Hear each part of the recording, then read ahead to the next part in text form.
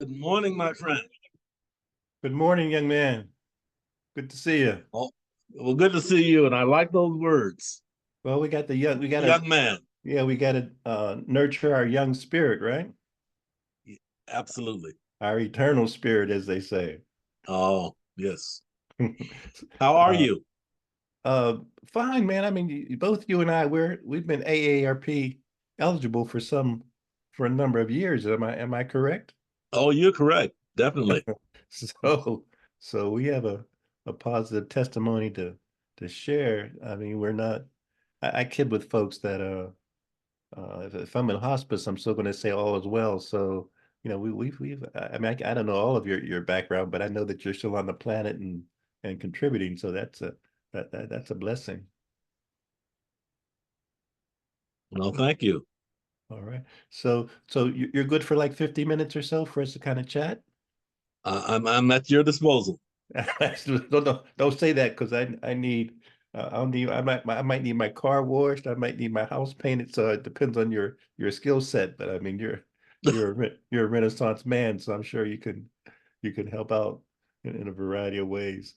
Let me just hit the record button, and I got your questions. So uh, My suggestions. I really suggestions. it's your questions that I want to address. Well, I'm laughing to myself because as you know, with the being involved with this content media journalist thing for some years. I'm still focusing, Kwame, on just the basic question of goodwill toward women, children, and men. I mean, I'm still just focused on that desire that's been expressed. So there's nothing more mysterious than why we can't make that happen. Uh, but Yes. that's why I'm chatting with you today. So let's let me just I want to put this on the go to the record. Uh,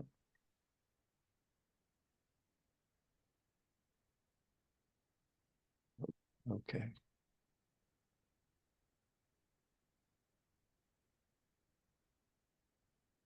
All right.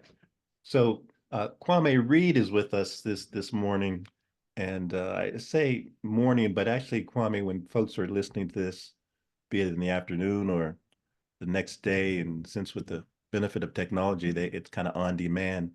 But also, it's December 11th on the East Coast, and I say that specifically East Coast because it's tomorrow in Australia, Kwame. So Yes, it is. so what does that say about time and the relativity of it and man's desire to kind of manipulate time? Well, Uh, it is. Yes, it so is that relative. so that kind of always comes into my consciousness about the distinction between eternal time and man-made time, and what does this experience mean in terms of how do we experience the passage of age and wars, and sometimes it seems that we repeat things. So I don't want to say that wars are timeless, but quite frankly, the Middle East situation can kind of cause you to reflect on, can we learn to turn our swords into plowshares? But Mm. I say that because having Kwame Reed on the show this morning, afternoon or evening, and given his background with really his professional background and his interest, not only interest in human rights, but his proactive daily walk for in human rights. For if I don't want to put you on blast, Counselor Reed, but it's been for several decades that you've been pursuing this quest of really basic liberation from a legal standpoint and from a professional standpoint, and then also from a spiritual standpoint. So let's jump in. I don't want to tease people too much more about the intersection between the secular and the sacred and how you've kind of walked that walk. But tell us a little bit as we open up about yourself and this phrase human rights lawyer kind of I think pertains to you. One of the many labels that pertains to you as well. So good morning and afternoon and evening to you. Oh, thank you so much. And I'd be happy to just mention a few things about myself. I hope that we can Please do. address questions that you have. But this today, December 11th, one day after we um, celebrated the 40th anniversary of the work of the Advocates for Human Rights. And I'm an attorney with the Advocates for Human Rights. I do trial work with them representing asylum clients, but the organization has been doing that work for now 4 decades. My work as a human rights attorney focuses on one, representing persons who are persecuted Mm-hmm.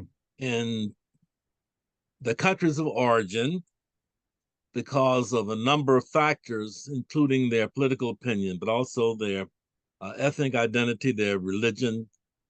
But they are people who are in trouble. They cannot go home. Their lives would be in danger if they were to return to the places where they were persecuted.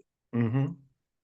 And the advocates, while I'm involved in the litigation uh, program, the advocates work to restore justice or establish justice on a number of levels through advocacy before national and international bodies.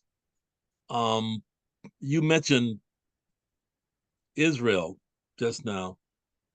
One thing that we're doing as the advocates is just documenting what is going on in terms of human rights. I really mean human rights violations by whoever is, by all those who are engaged in human rights violation.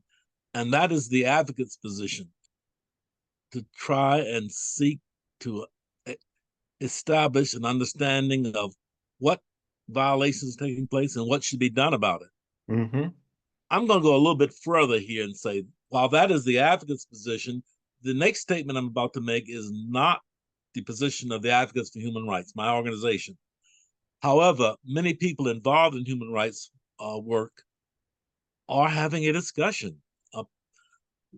Yes, we need to document what's going on. And yes, it means bringing people to justice who are engaged in human rights violations. But what about peace? How do we restore peace? Mm-hmm. The you it was in 1948. In fact, in December 10th, 1948, that the Uniform Declaration of Human Rights was established in the United Nations. Yes. And so nations are supposed to come together to defend human rights. Well, a discussion that I'm a part of says that we're not doing very much in the present war in Palestine. Mm-hmm. Atrocities are continuing. What do we do? Do we insist that there be a ceasefire? Yes, we do. That's my position. But the discussion is a little bit more involved than that. I'm fascinated by the position of some human rights committed persons, that they actually want to go there without arms. In fact, I describe some of the discussions we're having as kind of like a reverse crusade. Now, the Crusades from the Dark Ages, they went with arms and they were going to force the surrender of the land to Christians. But the discussions now is no, but we do need to go there. And we're talking about people from around the country going to Palestine, but particularly to Egypt and the border with Gaza, and going in with calls for peace, signs for peace, and just standing in front of the tanks, standing in front of the fighters, whoever they are, unarmed. Yes. Now, this hasn't happened yet, but I think the conversations are serious. Now, in the minds of some, this is an emotional response, but no, something needs to be done. Yes. And those discussions are taking place. In the meantime, others of us who work through the law are in fact documenting what's going on. And so we are prepared to go to the International Court of Justice at the appropriate time. but there are some immediate conversations that I'm glad to be a part of.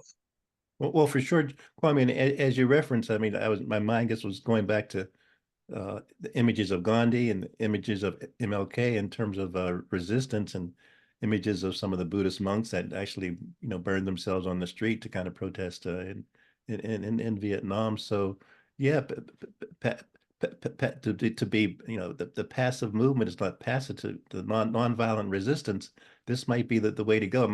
I was thinking that if the Pope gives his Christmas presentation, not just in the sanctity of Italy, but if he goes to Gaza and tries to give his Christmas comment during that time. So your point's well taken. That I think many people see this to be such a crisis is an understatement, that we must do something. And certainly MLK would say, where you ask us, where do we go from here? So I appreciate your sharing that. You were in law school, but were law schools, were they just cabins when you went to law school? I mean, give folks a little hint about where you went to law school. You went to Howard, I believe. Howard University School of Law, yes.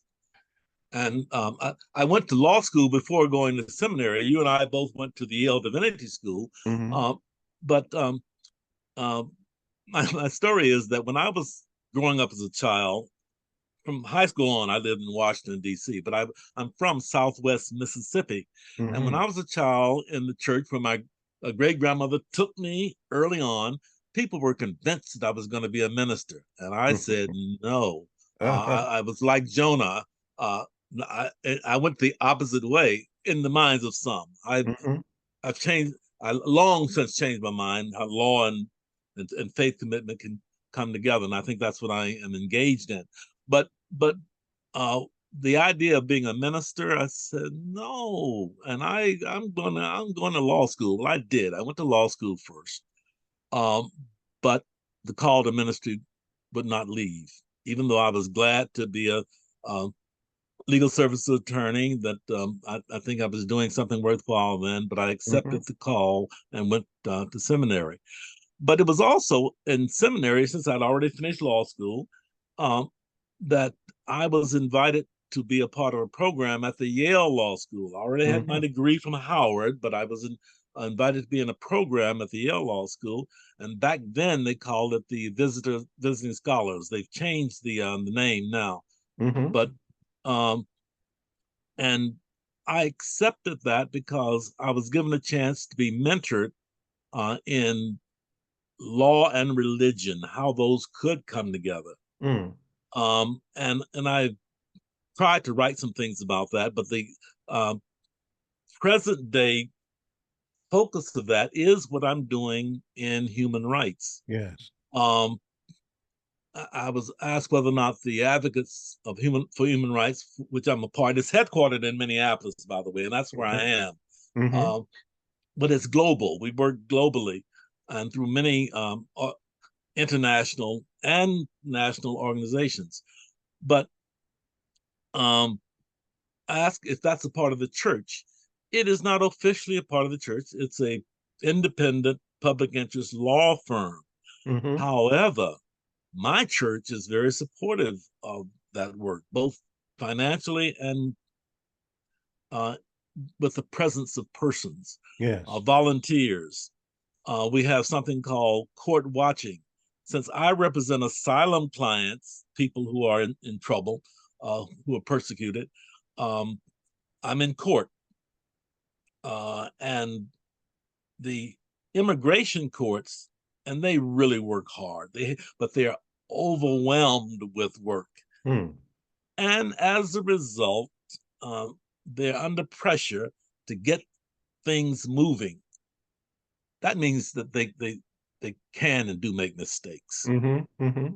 But the Court Watches program established by the Advocacy for Human Rights is a program in which people are trained, volunteers are trained to go in and watch, to know what the rules are, what should take place, and then to be able to share that information so they can encourage and Yes. help the court to follow the rules and not Mm-hmm. take shortcuts. Mm-hmm. And again, this is not to be critical of the court, but we're human beings, so the Yes. court can make mistakes. But the church has responded so well to the court watching program and to get that training and to make those reports.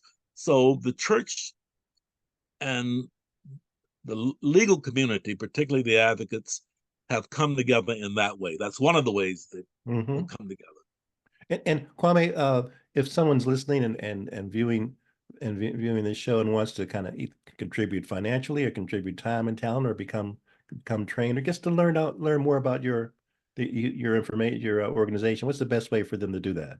Go online and go to the Advocates for Human Rights.org, or A, the letter A for advocates, HR, Advocates for Human Rights.org. And it not only will it give information on the work that we do locally and globally, but Mm-hmm. it also tells you how to donate, how people Indeed. can, in fact, contribute. Indeed, and you reference, I guess, don't want to lose the historical context of Eleanor Roosevelt in terms of the United Nations thing that you referenced, and just Yes. the irony there. So just remind people again about this human rights for declaration, that this idea is still resonating even more, percolating up like crazy, raging up, I should say. But just share with people a little bit more about what that document that was created by the United Nations. And as you were indicating, Eleanor Roosevelt was there at the founding of the United Nations as a whole, and she was one of the persons who was instrumental in that regard. But one of the things that she was committed to and was accomplished in 1948 was the Uniform Declaration of Human Rights. Um, and it continues to be a guide to all advocates, but certainly our organization, the Advocates for Human Rights, in setting the tone, the pace, and the standards Mm, for taking concerns and action around the world and taking those violations of human rights to the United Nations, to the International Court of Justice. But that declaration that Eleanor Roosevelt and others established is the guide for us in our advocacy work. hmm mm. Fascinating. And prior to that, Kwame, did you work with some of share with us whether it's legal aid or some of the law firms or how your legal journey. I not to put you on blast too much, but always we have a lot of young people that listen to the show, and I'd love for them to hear that your career route does not have to be a straight line. It does not have to be linear, and there might be dead ends and exits and curves, and you kind of just adjust, and because you hear this thing about follow your passion, follow your bliss, but sometimes that's a circuitous route, so to speak. So share with some folks about your circuitous route. You're so right. It is often not a straight line. Uh, we change or we find new direction. Um, but a key to that is following one's passion. And mine started with my going to work for a law firm at first in Washington, D.C. And I certainly got good training there. That was good. And the law firm was doing important work on a case by case basis, dealing with people's property rights. We didn't do a lot of criminal law there, though I did do some early on and what have you. But that's an area that is important to represent people in court who are Mm-hmm. facing a jeopardy because of being accused of crime and what have you. So those things were typical run of the mill legal areas. Mm-hmm. Important, but it wasn't long before I realized that um, is not where I wanted to remain for my full career. And again, it was part of my being drawn back to um, the call to training in religion. Mm-hmm. And in fact, when I don't know how you felt when you first entered a seminary, the Yale Divinity School, but excuse me, when I first started, I thought it was an exploration.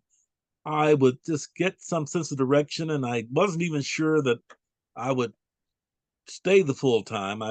Maybe I would get some direction and do something else. Well, early on, when I arrived at school, in seminary, I had a professor who helped me see that staying in seminary was not only a good idea, but maybe I really was called to ministry. Hmm. So I stayed in seminary, finished, was ordained, and was blessed to be able to serve as a pastor. And by the way, I served as a pastor in your home state and city. I didn't know until recently that you're from Pittsburgh. Yes, Port of Pittsburgh, East Liberty, Homewood section. Well, Hmm. I served as pastor of a church in Oakland, the Yes. Community of Reconciliation. It's right next to the University of Pittsburgh, the Cathedral of Learning. I'm sure you know all of that. And I lived Mm-hmm. on the hill. And Hmm. that's where August Wilson wrote about it, what have you. I Hmm. arrived in Pittsburgh. I don't want to stray too much, but I arrived on the hill just after August Wilson left. And by the way, because I'm hit with the Advocates now, I'm in the Twin Cities, and I arrived in the Twin Cities Hmm. just after August Wilson left here, this area. So I guess I Hmm. was following August Wilson around. Right. But I did have the privilege of serving as a pastor. I also taught in that Cathedral of Learning at the University of Pittsburgh, adjunct, at least Hmm. one course a semester. Um, but and the course I taught was in the legal studies program. So Hmm. I saw that as bringing together um, my call to the church as well as my call to the law. So I was not practicing law at that moment. Um, After serving as local pastorate, serving in the denomination that is a wider church work, the Central Hmm. Atlantic Conference of the United Church of Christ. Hmm. I was the association minister for what's called the Potomac Association of Hmm. the United Church of Christ in Washington, D.C. But I did have the justice and witness portfolio. So Hmm. again, it was bringing together the commitment to justice. Though again, I wasn't at that moment practicing law, but I was active in the church. The time came when, having served in that area, I became aware of the work of human rights attorneys, but Yes. also advocates who have many other skills, many other um, areas of advocacy, lobbying, um, seeking justice, seeking to restore justice and peace. And that's a Yes. part of it's justice and peace. So, becoming aware of that, I did return to the practice of law. And this time it was not going to be in a law firm. Well, the Advocates of Human Rights is a law firm, but it's a Sure. public interest law firm, and it is a nonprofit law firm. Yes. Though we are highly supported, the support that comes in shows that you don't have to be for a for-profit organization uh, to be able to do your work and be able to get the resources that you need. Though we Hmm. continue to um, reach out and hope that people will want to observe our work, see what we're doing, and support us. But Hmm. this time, I am in an area where I can uh, not only bring together my commitment to my faith um, and the law, but I am an advocate in the courtroom Yes. representing people who need that representation. And do you have to travel throughout the United States, or do you do a lot of the virtual adjudication? What's the your process? I think that you're right on point there, and because we and attorneys sometimes are members of the bar in more than one state, what have you. But because this is federal, uh, I am able to practice in all 50 states Mm. and Mm. represent clients in all 50 states. And early on, I was traveling a lot. But now, so much of it is virtual, and that is basically a good thing. Mm-hmm. Um, Mm-hmm. it is effective. We're able to accomplish. But I am able very often to represent clients that I know that I'm able to be with them, sit with them, be in the courtroom, looking at the judge in person. Mm-hmm. Not always, but yeah, your point is well taken. I am able to represent clients around the country, and the Zoom, as you and I are on Zoom right now, uh, fortunately, that makes it possible to be in a lot of different places without getting on airplanes, without Excellent. increasing our footprint, Mm-hmm. Yeah, yeah, our carbon footprint, carbon absolutely. footprint. And when you referenced August Wilson, my mind went to many people may know some of the names of some of his plays, but the two trains running. So there's always a few trains running, and depending on what track you get on and where your destination might be. So I really appreciate your sharing the journey. How long have you been with the Human Rights Organization? Well, this particular one, this time, it's since 2015. Okay, Other encounter uh, prior to that, but basically in terms of being really with them on an ongoing basis. So it's been 8 years now. good for you. Let's jump for a second because your journey is so intriguing. You were kind enough to share with me the phrase reparations for slavery, reparations for slavery. What's I was intrigued with that phrase that cognitive definition and your involvement with it not just being a word but kind of an economic and social it becoming an economic and social reality. So what's up with this reparations for slavery and your involvement in that regard? And my particular involvement is with an effort, a movement we call it Sacred Reckonings. And again, it's another area in which I'm one of the people involved, but the two leaders of it, one's a minister, the other is an attorney. So it's again bringing together the work of our faith community as well as the legal community. And I gave a presentation several months ago Mm-hmm. on this, and I wrote the paper, and in which I described that it is not about just giving dollars. Reparations is about being able to support institutions as well as persons Mm. in this effort to make amends, to Mm-hmm. repair. In fact, reparations, the basic of the term reparations is to Mm-hmm. repair the damage that was done. Mm. Um, and again, it is in this country that I'm mostly involved with the work, the Sacred Reckonings work, but it is international also. Mm-hmm. An effort to one of the things that is identified those who are those organizations, those institutions, those nations that are still benefiting from slavery. Their Mm. money, they became wealthy because of uh, the wealth coming from slavery, enslaved persons, but they are still receiving the benefits. There is a, nothing like being able to um, keep on living on the sins of the past. Mm. It's an amazing thing. Mm-hmm. Um, but we have the king of the Netherlands, um, who is able to trace his family back to their wealth, starting with enslavement in the Caribbean, Mm. enslavement of persons in the Caribbean, and they are working to give back.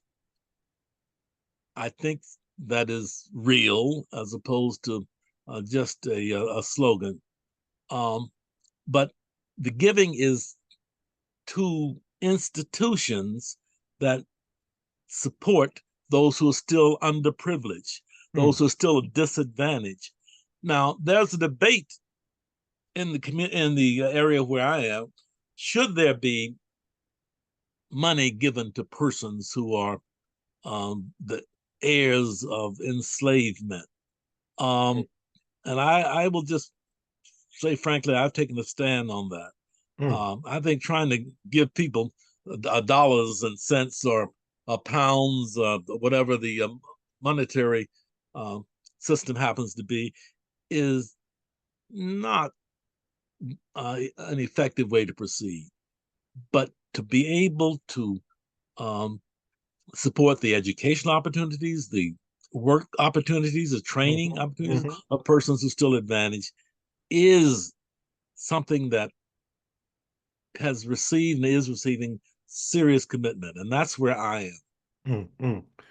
And Kwame, just as you've been talking for the last 30 or 40 minutes, so many ideas and thoughts have come to mind. I want to jump back to your legal hat in terms of how do cases come to your attention?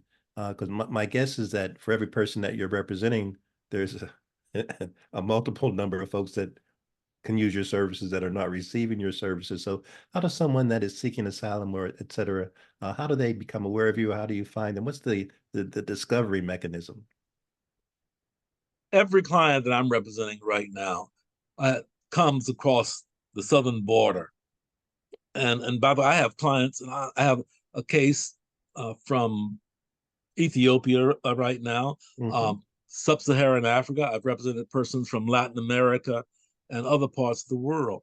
But my clients, this is not always the case. My clients have all come from the southern border. How they Mm-hmm. get to South America and Central America, Mexico, and what have you, are some present some very fascinating stories. Mm-hmm. Um, but some people actually come on planes. They come on with visas. They might have a student visa, um, H-1 visa, different types of opportunities to get into the country. But once Mm-hmm. they're here, that is when they can apply for asylum. Those my clients who come from the southern border, we have persons who are there who Mm. interview people, Mm-hmm. and of course there.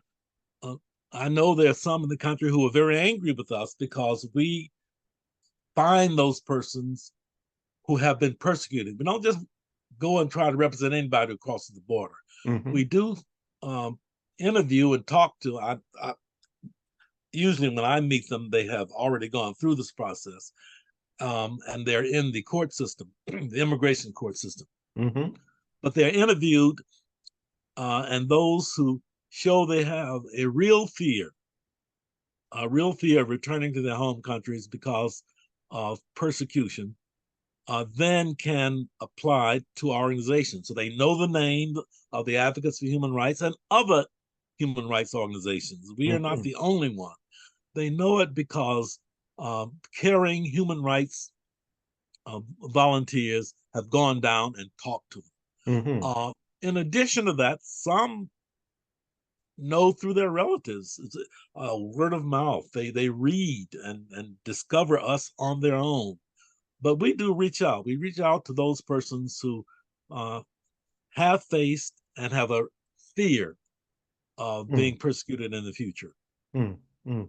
Let's let's uh let's jump back to the Middle East situation. I want to draw upon I'd mentioned earlier that both of us are have been AARP eligible for some Mm. time, and sometimes there's wisdom and insight that comes with age, and sometimes I think we can kind of just be caught in the continual maze and bumping up against against mental obstacles. But mine is going to Kwame when you were just referencing your ministerial commitment as well about the room in the inn and people having the story about folks in Christmas time having to come in and pay taxes and uh just the Bible is fraught with I would say asylum stories. Uh, so I was just curious what are some of your thoughts from a ministerial standpoint. If you were to give a sermon on Sunday, or you may have been, I know you don't currently stand in the pulpit each day, but each Sunday. But I'm sure in your mind you probably compose sermons even in your mind that you haven't given thus far. Well, what's on your heart, mind, and soul these days, in terms of this the persecution that's going on and has been going on. You mentioned Ethiopia. You could have mentioned Argentina. You could have mentioned, other places, the Congo. You mentioned the global aspect. So I'm just curious of mentally what's percolating in those brain cells that you have pertaining to the sacred and the secular, and this journey of, can we create peace Sure. on earth, Yeah. goodwill toward men and women, children, and men. Yes, yes. And you're correct that I'm not in the pulpit every Sunday, but I'm humbled um, by the fact that I am invited to pulpits. So Mm, I am invited to speak. And one of the things that I'm addressing right now is that as we are in Advent moving toward Christmas, that hmm we're talking about the story of a refugee, one who Yes. sought asylum, and he's even called Jesus the Christ. His hmm family, they were refugees. They had hmm to escape persecution. And that is um, so ironic quite often that the same persons who are not hospitable to refugees coming to the country are too often those who claim to be followers of Christ. Mm, So that is very much on my mind right now, that we are celebrating and moving towards celebrating the birth of a refugee who needed asylum, hmm who was from a family that was being persecuted in his home country. Those are the people I represent. So when hmm I am speaking now, at this time, I speak about I do talk about my work, my human rights work from the pulpit, um, but I talk about the fact that I represent persons who are persecuted, and we are worshiping and celebrating the coming into the world of one who came in under persecution and who sought asylum. And of hmm course, he went from his homeland, the Middle East that we've been talking about, to Africa, hmm to Egypt. But it is all over the world. Yeah, I mentioned Ethiopia. I do represent clients, and I have represented clients from Central America. You mentioned the things that are happening in Argentina right now. I don't, excuse me for coughing. I don't happen to have clients from Argentina right now, but still clients from Latin America, hmm and uh, we celebrate a recent victory. And I have this online. I know you and I uh, communicate also through Facebook, and I have a story on there in terms of a recent victory representing a client from the Congo. mm, So sub-Saharan Africa is part of the work that we do. Um, but when I'm in the pulpit, I am or witnessing wherever I happen to be. hmm It is to lift up the commitment to justice for those who are suffering persecution. And that is a theme for me in this holy season. It is holy, hmm and it is about refugees. mm, mm. Let. What is there a particular passage in the older New Testament that comes to your mind, Kwame, as we're kind of on this tip, and I'm going to come back to some of the current events in terms of the bombs that are dropping and the missiles that are being shot. But as we speak right now and commune with one another, is there any particular older New Testament passage that kind of comes to your mind? Well, this past Sunday's um, um, passage um, from lectionary passage from Mark. Now, I should have it in front of me right now, but it is one that is takes us into Advent. Prepare ye the way of the Lord. This is John the Baptist speaking. And the idea of us preparing for God, preparing the way for God is very much on my mind right now. And if we are preparing for God, that means we are committed to justice. John dying in the wilderness because the message is being rejected so loudly. It is being rejected by those who claim to be a part of a nation committed to what's right, just, and protection of those who have been a part of oppression.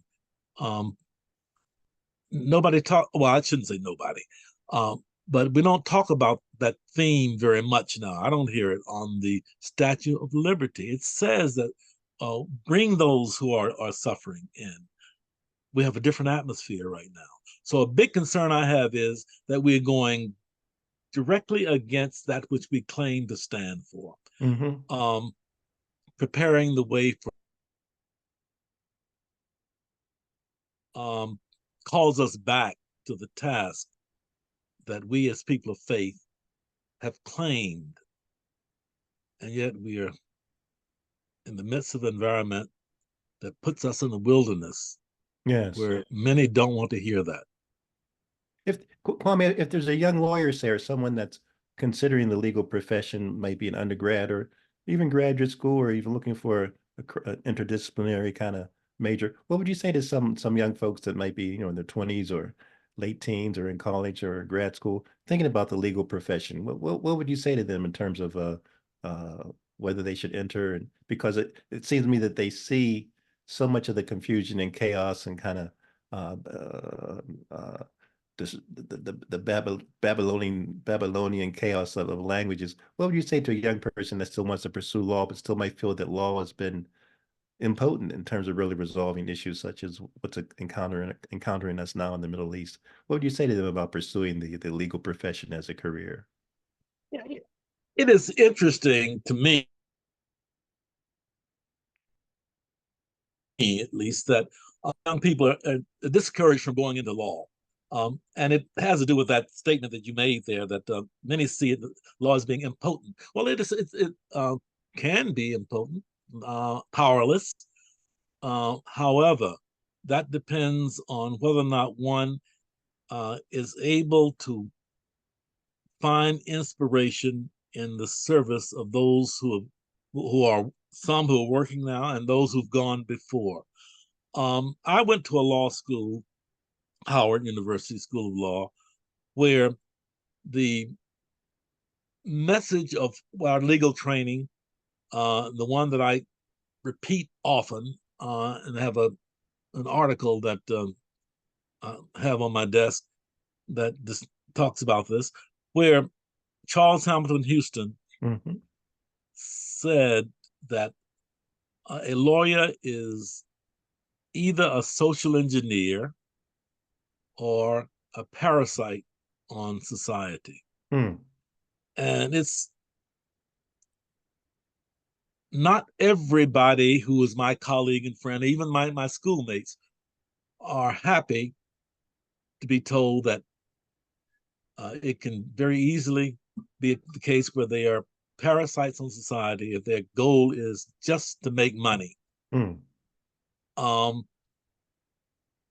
Having said that, I will also say that it is not a bad idea to get initial training in areas where you can develop your skills. And law firms are places where that can happen. And law firms are committed to making money. Absolutely. But they are also, because they want to make money for other reasons, they also give great training. So, and I started off in a law firm. So getting that kind of initial training is not a bad idea.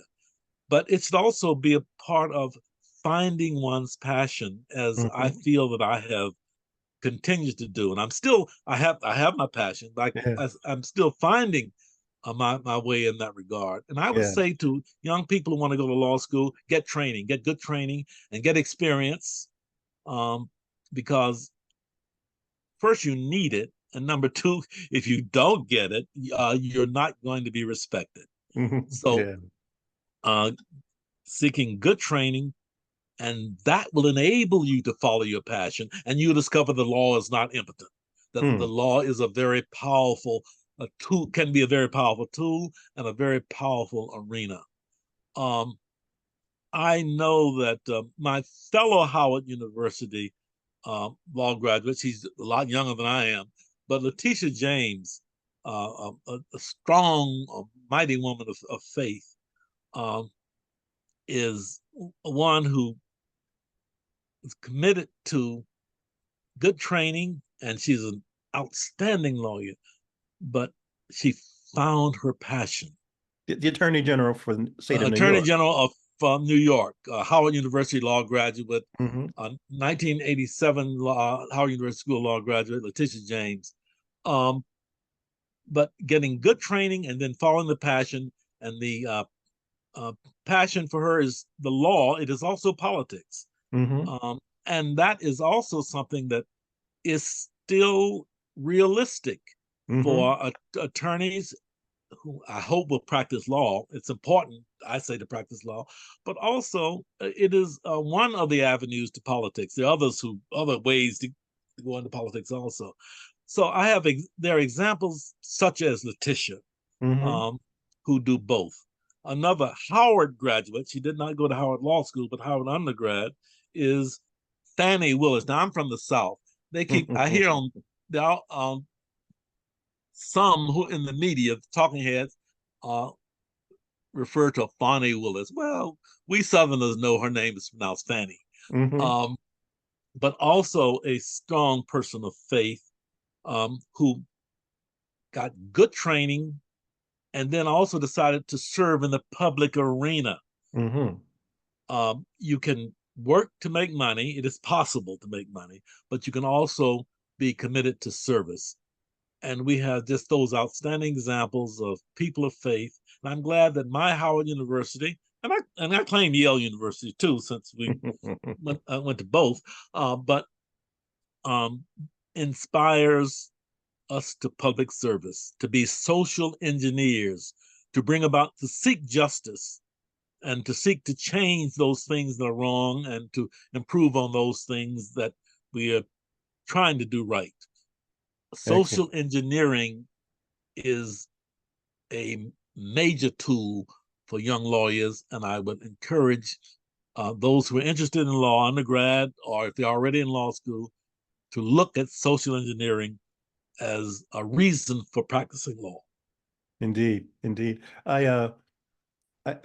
One of our former presidents, I don't mention his name, but I refer to him as 145th, because I think it's any credibility he has is not a whole credibility. It's 145th, but certainly Letitia James is not on his favorite list. Talk about, just elaborate a little bit more about Letitia's power, and I think the current situation in New York with 145th is a good example of where truth and justice can kind of, hopefully prevail. And she is prevailing. By the way, the major part of the case that she has in terms of 145th, she's already won that case. Has a decision in terms of someone who is a fraudulent activity. So she's been able to do that. And the second part of that case, it continues today, as a matter of fact. 145th was supposed to be testifying today. He will not do that. And I don't see much wisdom on the part of that person who is on civil trial. In this case, he's on criminal trial in a number of cases, including New York. But the one wise decision, maybe people helped him to see, was not to testify again. I wish he did testify, but Letitia has built such a strong case until the defendant in that case has realized, and our attorneys have realized, that there is no point in coming and perjuring oneself again.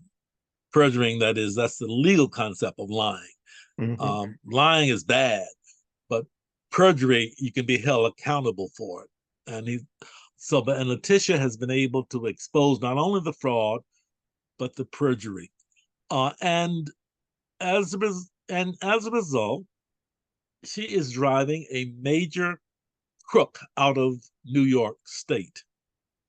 And that organization, that criminal enterprise will not be functioning in New York State any longer, starting now, but also after this trial is completely over.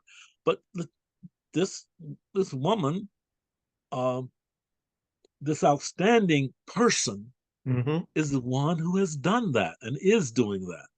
And this is supposedly one of the most what supposedly the claim was one of the wealthiest persons in the world. Um, she's been able to expose that as a fraud also. Um, but she has been able to say that this criminal enterprise is going to leave New York State and might actually be dissolved. Period. Mm. Her passion for justice is what led her to achieve that. And let me mention also that now her role is civil, as opposed to the criminal role. She does have some criminal powers sometimes.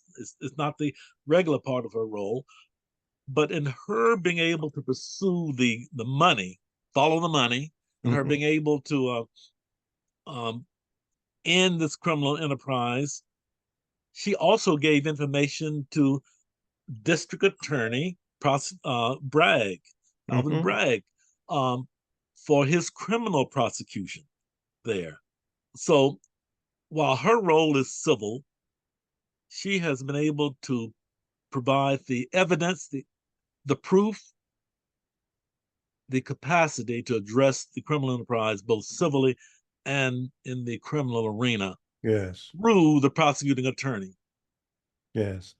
Kwame, we have about 3 more minutes. I want to give you a chance for the kind of concluding comments, and just to when you mentioned the current Attorney General for New York, and then just kind of juxtapose that with Charles Hamilton Houston and social engineering, and obviously in that framework, one's mind goes to Thurgood Marshall and Constance Baker Motley, et cetera. What kind of, I want to give you the last word for this particular session. By the way, this is not going to be a one-off. I'm going to come back to you again to see if we can do another show a little later, perhaps in March or April, or just as the spirit moves you. Please reach out to me.